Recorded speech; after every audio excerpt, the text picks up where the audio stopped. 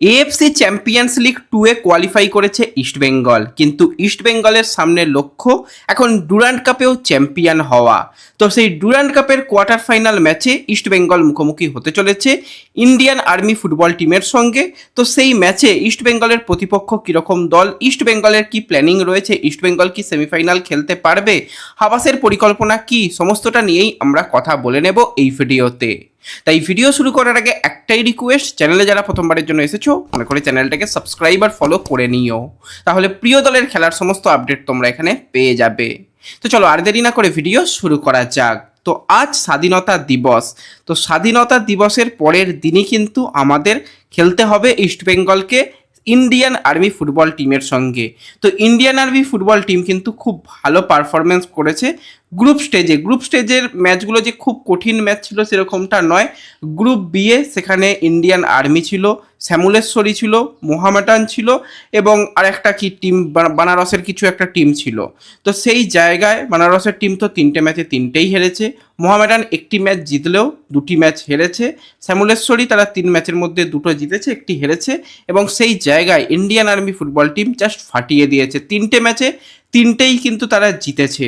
তো 3টে ম্যাচে যাদের শেষ ম্যাচ ছিল 12ই আগস্ট, তারা মোহামেডান স্পোর্টিংয়ের বিরুদ্ধে মুখোমুখি হয়েছিল, সেখানে 1-2 গোলে তারা ম্যাচ জিতেছে। তার আগে তারা কিন্তু যে আরেকটা দল ছিল তাদের বিরুদ্ধে কিশোর ভারতীতে খেলতে নেমেছিল, তো সেই দলের বিরুদ্ধে 4-0 গোলে জিতেছে এবং তার আগে শ্যামলেশ্বরীর বিরুদ্ধে কিন্তু 1-0 গোলে জিতেছে। 3টে ম্যাচে কিন্তু ইন্ডিয়ান আর্মি ফুটবল টিম তারা খেলেছে কিশোর ভারতী স্টেডিয়ামে।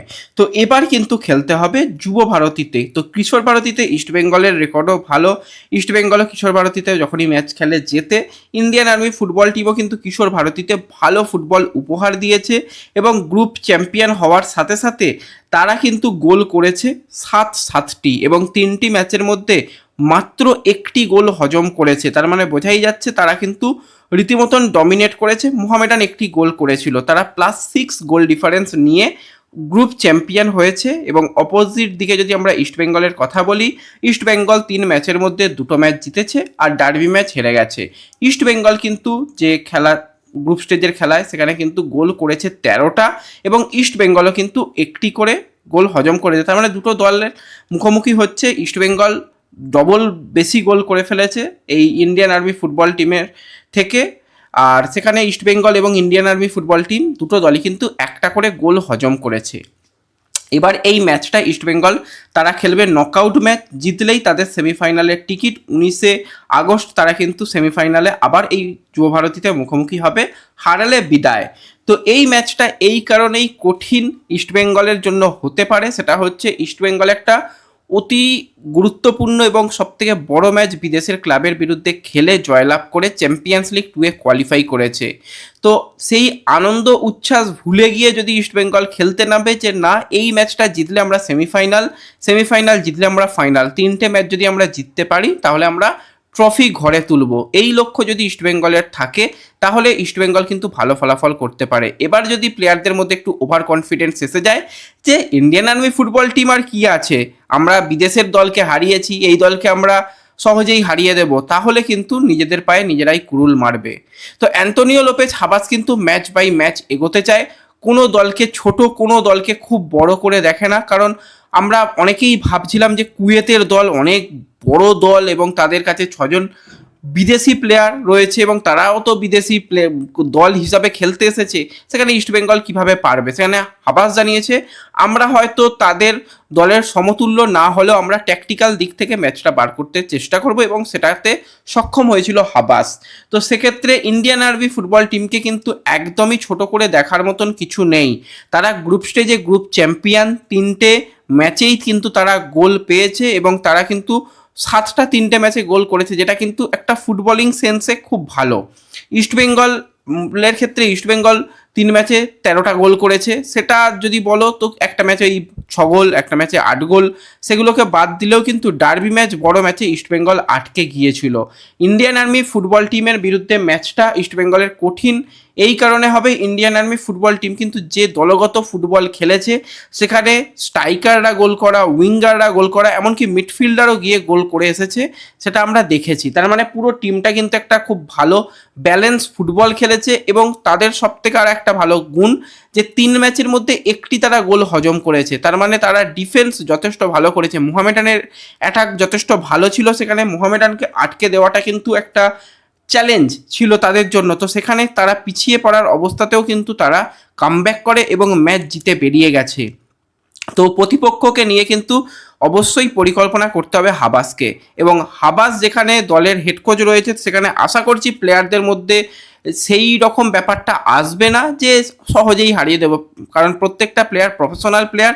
তারা যদি মনে করে যে এই 3টে ম্যাচ জিতে আমরা ট্রফি জিততে পারবো এবং একসাথে ফুটবলটা খেলবো, তাহলে কিন্তু অবশ্যই ইস্ট বেঙ্গলও কিন্তু জিততে পারে। আমি এই ম্যাচে কোনো দলকে এগিয়ে বা কোনো দলকে খুব পিছিয়ে রাখছি না, কারণ দুটো দলই কিন্তু তারা ঠিকঠাক ফুটবল খেলেছে। সেখানে অন পেপার হয়তো ইস্ট বেঙ্গলের কাছে ফরেন প্লেয়ার 2-3জন রয়েছে, তো সেটাকে যদি বাদ রাখি তাহলেও কিন্তু দুটো দল ঠিকঠাক ফুটবল খেলেছে এবং ফিজিক্যাল এবিলিটি এই ম্যাচে কিন্তু একটা ইস্ট বেঙ্গলের জন্য চ্যালেঞ্জ হতে চলেছে, কারণ ইস্ট বেঙ্গলের কাছেও সেরকম প্লেয়ার রয়েছে যাদেরও ফিজিক্যাল এবিলিটি রয়েছে। মোহাম্মদ রাশিদ বলো, জিকসান বলো, আনোয়ার বলো, তারাও কিন্তু যথেষ্ট ফিজিক্যালি স্ট্রং প্লেয়ার রয়েছে।